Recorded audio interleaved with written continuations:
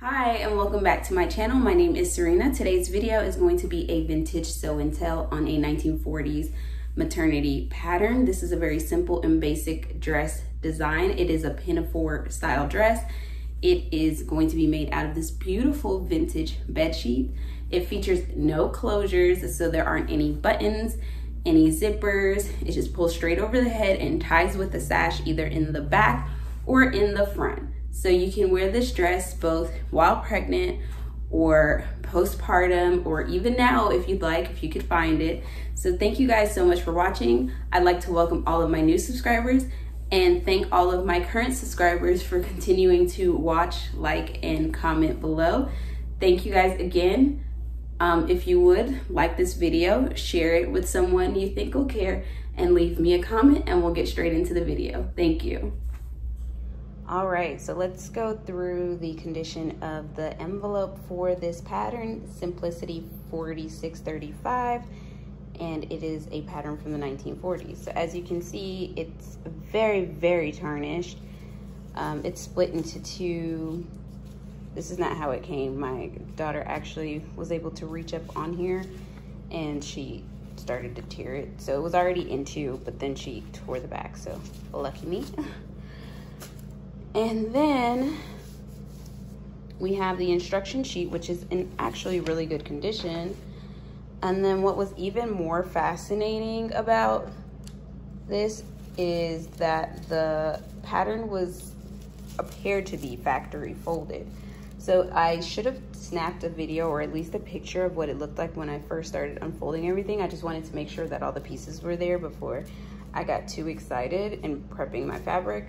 But everything came in an amazing condition considering how the envelope was. But it is an unprinted pattern, so we have these notches to dictate where certain notches and things are. One thing I did notice before I get into some of the sewing is that if you noticed on the pattern, and I'll be doing the pinafore style portion of this dress, so this version 1, but if you notice, the pattern pieces are for this square option only, and it doesn't have the notches to where I could put that sweetheart in it. I'm kind of pressed for time when I'm making this dress, so I don't know if I want to make a muslin to see if it comes out the way that I wanted it to. So I might leave it with the square neckline because I am really into the square neckline, but I will definitely have to go ahead and trace out the sweetheart portion for a dress in the future.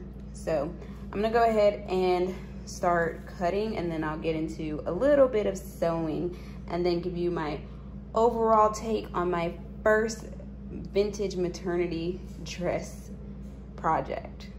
So I take that back. There is not a pattern piece for the sweetheart because they have the option on step 5 where you go ahead and cut it out once the facing is attached.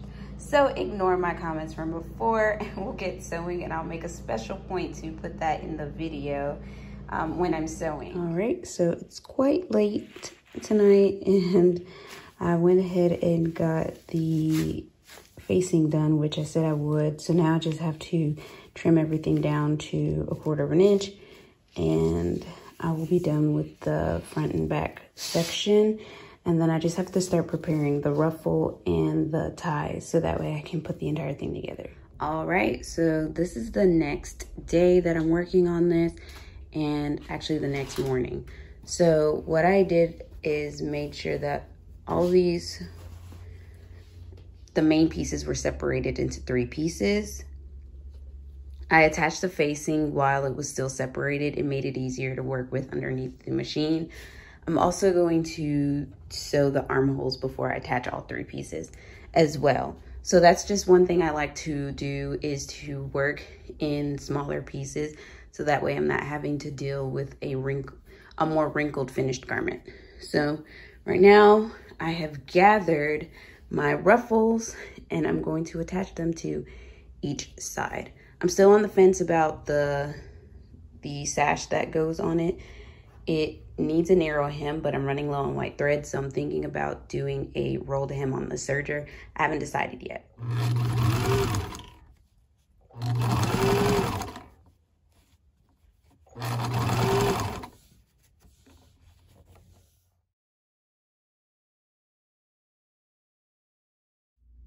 So here is a shot of the dress on the dress form. Since of course I don't have like a pregnant dress form, I do have the sash tied to the front like they have it pictured in the pattern. But with the growing belly, as you'll see in the clips of me wearing it, I wear it with the sash to the back.